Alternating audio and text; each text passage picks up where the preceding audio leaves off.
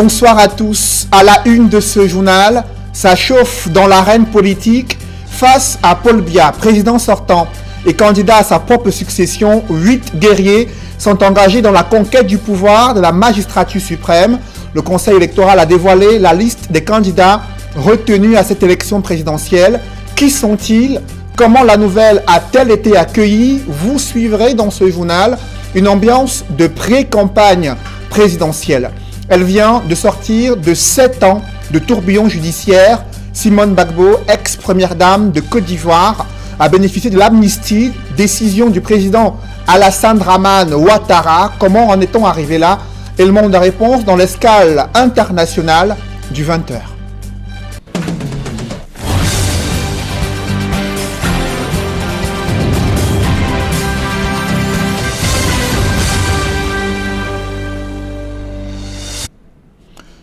Merci de suivre cette édition spéciale sur Equinox Télévision.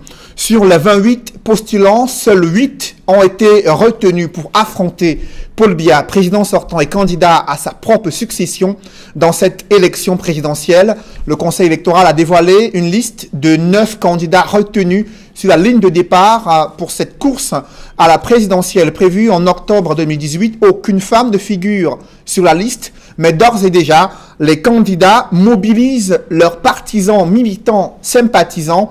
L'heure est également aux différentes tractations et alliances politiques entre les différents candidats. Des précisions avec Emmanuel Diop et Ike Cyril. Ces jours de résultats pour les postulants à l'élection présidentielle du 7 octobre 2018. Après examen des dossiers, le Conseil électoral publie la liste des candidats retenus par ordre alphabétique. Biya Paul, Rassemblement démocratique du peuple camerounais, RDPC.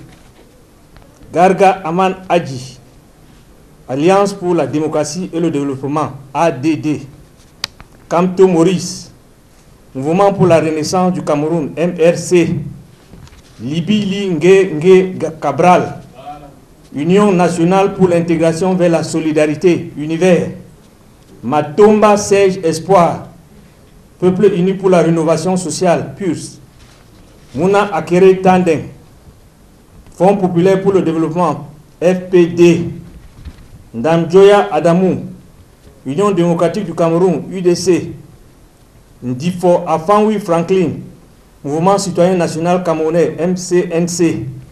Aussi Joshua Nabangi, Fonds démocratique social, FDS. 28 candidats avaient été enregistrés. Un a retiré son dossier par la suite. Et sur les 27 restants, 18 ont été recalés. Pour les candidats retenus, c'est la satisfaction.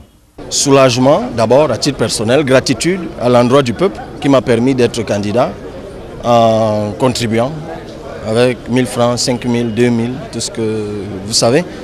Ça m'a permis d'être candidat et je me sens privilégié dans la vie d'un homme d'être choisi par le peuple pour représenter le peuple lors d'une élection présidentielle, au bout de laquelle on doit quand même présider aux destinées d'une nation.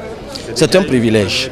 Pour nous, c'est de la satisfaction, même s'il faut dire que nous n'étions pas inquiets au regard du dossier que nous avions constitué et au regard de la posture de notre candidat, donc on n'était pas très inquiets. Mais c'est un sujet de satisfaction qui nous fait sortir du statut de candidat déclaré à celui de candidat effectif. Certains candidats retenus ne rejettent pas l'idée d'une candidature consensuelle pour battre Paul Biya au pouvoir depuis 36 ans. Il est temps que l'opposition, la véritable, puisse maintenant s'asseoir à une table de dialogue et penser comment aller à ces élections pour pouvoir avoir la victoire et donner un meilleur Cameroun et de meilleures conditions de vie aux Camerounais. On espère que ces candidats dont la candidature n'a pas été rejetée vont rejoindre les autres forces de changement pour que nous allions mobiliser à cette scrutin présidentiel. Je suggère, pour qu'on mette un terme à toutes ces supputations autour de la coalition, qu'entre nous, 8 candidats, nous procédions à un vote interne, à une primaire interne. Chacun prend un bout de papier, il écrit le nom du candidat autre que lui qu'il pense qu'il peut être le leader de cette coalition. Si jamais c'est fait, celui qui sort de là, nous le soutenons tous, nous nous battons pour qu'il soit élu. D'autres interpellent Elecam et les pouvoirs publics qui doivent assurer la transparence électorale et la sécurité pendant la campagne, notamment dans le nord-ouest et le sud-ouest. C'est une préoccupation pour nous et nous avons posé ce problème depuis 2 ans. avec le déclenchement de cette crise dite anglophone. Et nous pensons aujourd'hui que c'est une préoccupation pour nous. Et je crois que le parti, en tant qu'organisation nationale, est en train de prendre les dispositions comme nous l'avons fait pendant le Congrès pour faire comprendre que le problème n'est pas à nous. Le problème, c'est ceux qui ont gouverné le pays pendant près de 40 ans. Nous avons écrit officiellement au directeur général d'Elections Cameroun pour voir dans quelle mesure est-ce qu'on peut déporter ce bureau de vote dans des lieux publics. Et nous attendons que peut-être d'ici quelques jours, nous allons les rencontrer et ils nous donneront satisfaction. Avec la publication de la liste des candidats, c'est une nouvelle étape dans la course à la présidentielle du 7 octobre 2018 en attendant l'ouverture officielle de la campagne électorale. À peine la liste des candidats a été rendue publique, les réseaux sociaux ont pris les couleurs de l'élection présidentielle prévue en octobre 2018. Des partisans et militants de ces candidats retenus expriment également leur satisfaction. L'un des candidats, Joshua aussi, actuellement en campagne de proximité à l'extrême nord du Cameroun, appelle à l'union des forces du changement. C'est sensiblement le même ton que le bâtonnier à Kérémouna qui s'est prononcé en faveur de l'union de l'opposition sur les réseaux sociaux. D'autres réactions compilées dans ce reportage de Donald Brice Kamgan et Séverin Chouban. Un peu plus d'une heure après la publication de la liste des 9 autorisés à concourir à la présidentielle, Joshua aussi lance un appel aux internautes.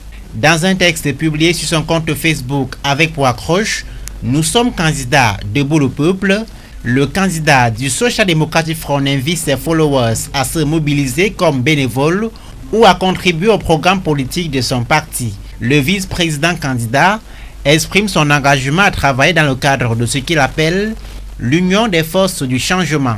Certains leaders d'opinion ont proposé à leurs followers d'exprimer un choix parmi les 9 retenus par le Conseil électoral d'Elections Cameroun.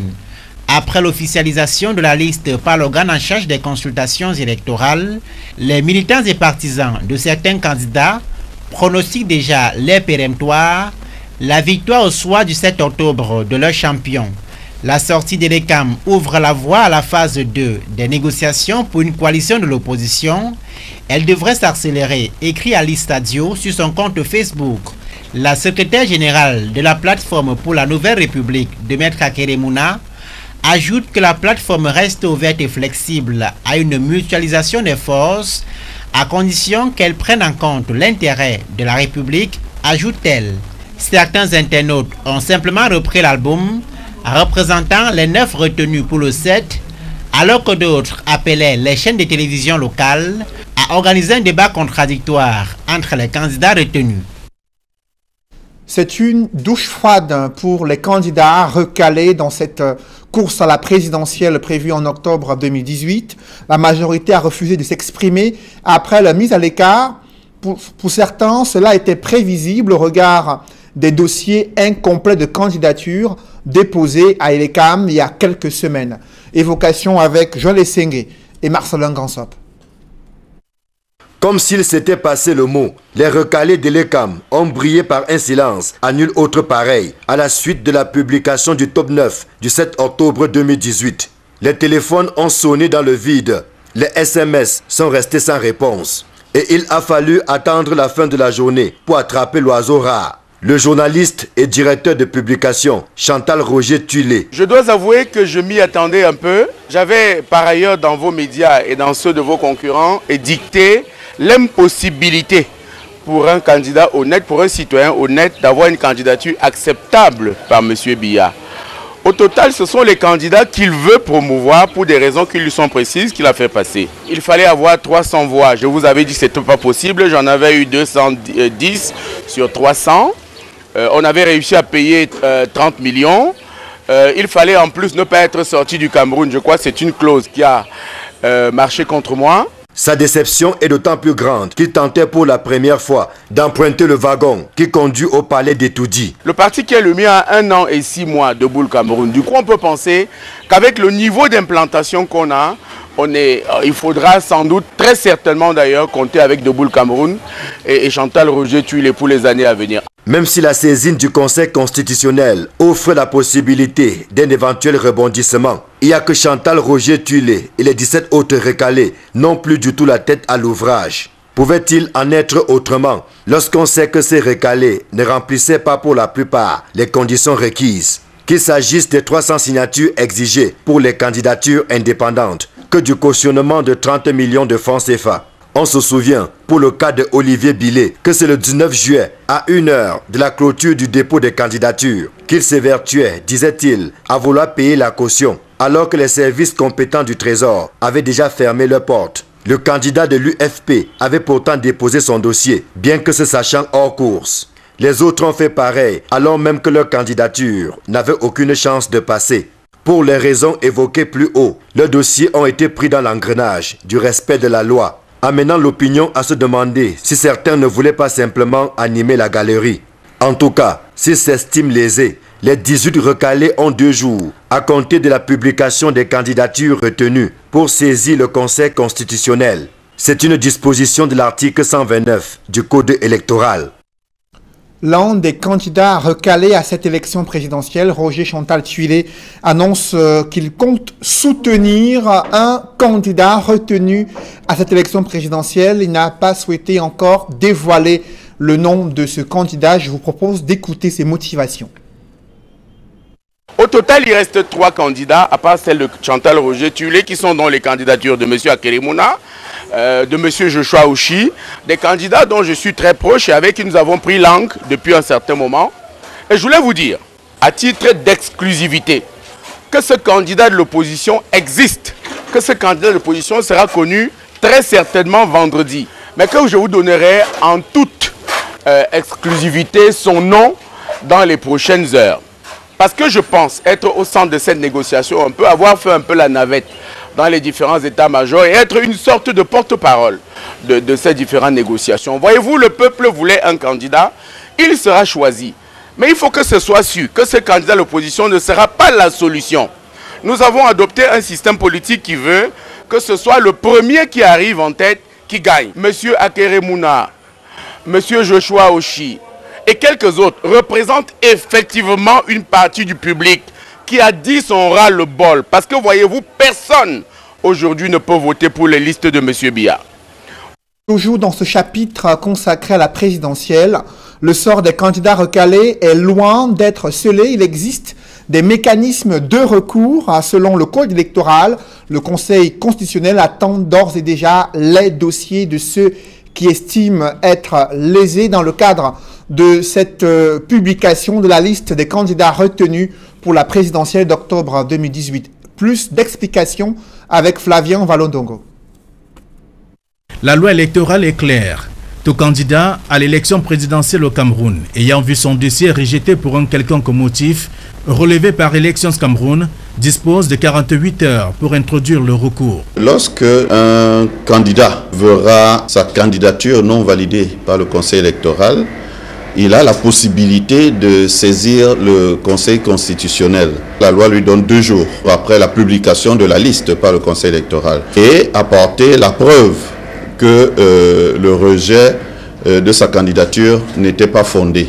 Le même texte précise que dans le cas où les éléments manquants sont complétés dans le dossier, le Conseil constitutionnel, chargé d'étudier ces cas, se doit de rétablir le candidat dans son droit. Le Conseil constitutionnel a 10 jours pour statuer. Si les arguments qu'il apporte sont suffisants pour que sa candidature soit validée, elle sera validée et le Conseil saisit donc le Conseil électoral qui a le dossier de ce candidat réhabilité parce qu'il rentre en course avec les autres. Autre aspect évoqué non des moindres dans le processus électoral au Cameroun, c'est la sortie d'un tierce. Ayant observé, preuve à l'appui, des incongruités chez un candidat, peut également attirer l'attention du Conseil constitutionnel. Le Conseil constitutionnel peut être saisi par un parti concurrent, par le ministère public, du non-respect des conditions d'éligibilité pour un candidat. Par exemple, il n'a pas résidé au Cameroun pendant les 12 derniers mois.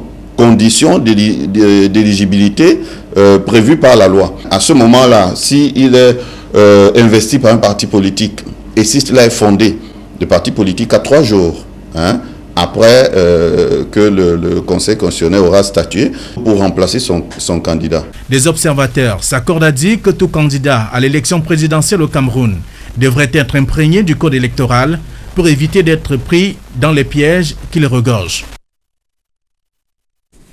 L'un des enjeux de cette élection présidentielle, c'est l'amélioration des conditions de vie des populations. Et la réalité est implacable. L'une des voies de contournement qui mène sur la pénétrante est de Douala est dans un état dégradé, très avancé. La route Logbaba, Nyalaray et Yassa qui se dégrade depuis près de 2 ans, véritable calvaire pour les populations. Même les petits commerces ont vu le chiffre d'affaires chuter. La faute à l'absence d'automobilistes et d'usagers. Le prix du transport est monté en flèche sous le regard indifférent des pouvoirs publics. Reportage Innocent Abega et Xavier Foka. Dans la ville de Douala, l'axe routier qui mène à la pénétrante Est est dans un état de délabrement très avancé.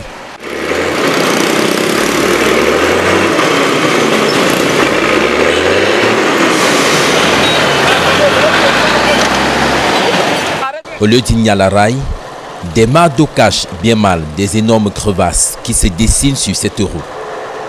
Aux heures de pointe, cet axe impraticable devient le théâtre de nombreux bouchons. Il est difficile pour des automobilistes d'éviter des casses et même des accidents, malgré les multiples manœuvres. Les motos aussi qui préfèrent qui transportent les gens, parfois arrivent là, ils se noient. Il y a des bébés qui se noient, ils perdent les vies. L'autre a même failli perdre sa vie avec 2 passagers dans les rails. Il a sauté comme les autres, roule sur le trottoir, il a perdu l'équilibre, il s'est retrouvé dans les rails avec 2 dames derrière. Et non loin même hier soir, il y a une fille qui s'est fait mal, elle a cassé tout un bras ici dans le trou. Même les motos, habituées à se faufiler, hésitent à s'aventurer dans ces nids de poules. Ce parcours de combattants effectué sur une route dégradée décourage plusieurs taxis. Du coup, les usagers sont contraints à la marche à pied pour rejoindre leur domicile. Mon frère, vous-même, vous voyez comment on est en train de vivre. Vous voyez tous les gros camions, je viens de descendre de taxi. Je sors de Ndoko. Transmettez même les nouvelles au père là-bas en haut, qui nous aide. Il n'y a pas de route ici. Nous, on souffre. Ce mauvais état des routes impacte sur les activités économiques. Les petits commerces installés le long de la route sont paralysés du fait de la rareté des clients. D'autres accusent un sérieux retard dans la livraison des marchandises. C'est comme ça tous les jours. Là maintenant on n'arrive pas à la voiture, on n'arrive pas à passer. On hésite même de se lancer. Et on a des livraisons à faire. Je n'arrive pas à livrer à temps les clients qui ont passé leur commande déjà depuis samedi, puisque nous sommes lundi. Mais là maintenant je suis bloqué à cause des infrastructures routières. Donc c'est vraiment, ça bloque tout. Avec l'arrivée des pluies là, c'est compliqué, c'est vraiment compliqué. On ne fait absolument rien. Quand on vient, on nous voit là, on se couche, on dort, le soir on rentre parce qu'on ne peut absolument rien faire. Cette situation a favorisé la flambée des prix de transport sur cette route. D'autres jeunes ont trouvé de quoi s'occuper en orientant les automobilistes, souci d'éviter les crevasses. Cela fait plus de 2 ans que cette route se dégrade sous le regard indifférent des pouvoirs publics. Pourtant, elle permet de desservir le stade de Japoma, l'hôpital général de Yassa et sert de voie de contournement pour accéder à la capitale économique du Cameroun.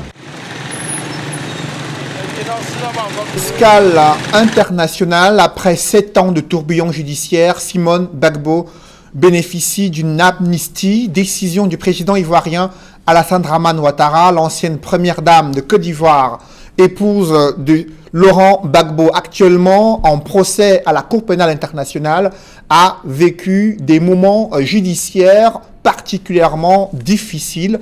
Le récit des faits avec Gladys Sidier dans ce reportage.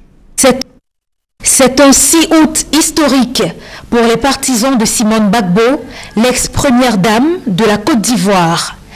L'amnistie annoncée par Alassane Ouattara dans un message télévisé. Un discours très axé sur le thème de la réconciliation nationale, de l'unité et de la paix. En raison de mon attachement à la paix et à une réconciliation vraie, j'ai procédé ce lundi 6 août 2018 à la signature d'une ordonnance portant amnistie. Cette amnistie bénéficiera à environ 800 de nos concitoyens poursuivis ou condamnés pour des infractions en lien avec la crise post-électorale de 2010 ou des infractions contre la sûreté de l'État commises après le 21 mai 2011, date de ma prestation de serment en qualité de président de la République. Au nombre de celles-ci figurent notamment Madame Simone Eivé Babo. Simone Gbagbo va donc bientôt recouvrer la liberté. Condamnée une première fois à 20 ans de réclusion pour atteinte à la sûreté de l'État, acquittée la seconde fois dans un procès pour crime contre l'humanité, Simone Gbagbo n'a jamais reconnu aucun des chefs d'inculpation. En prenant cette décision, Alassane Ouattara parle d'une mesure de clémence de la nation tout entière envers ses filles et ses fils. Depuis 2015, Alassane Dramane Ouattara avait exprimé à plusieurs reprises la possibilité de procéder à une grâce ou à une loi d'amnistie. Son annonce intervient dans un moment de forte crispation politique. Cependant, le président ivoirien précise qu'une soixantaine de militaires et des membres de groupes armés ayant commis des crimes de sang resteront en prison. Simone Gbagbo pourra, elle, prochainement retrouver son domicile et sa famille librement pour la première fois depuis 7 ans. Un public reportage dans ce journal. Orange Cameroun qui prône l'excellence académique et offre des prix d'excellence d'une valeur de 50 000 francs CFA à 40 étudiants à l'université de Tchang. Reportage.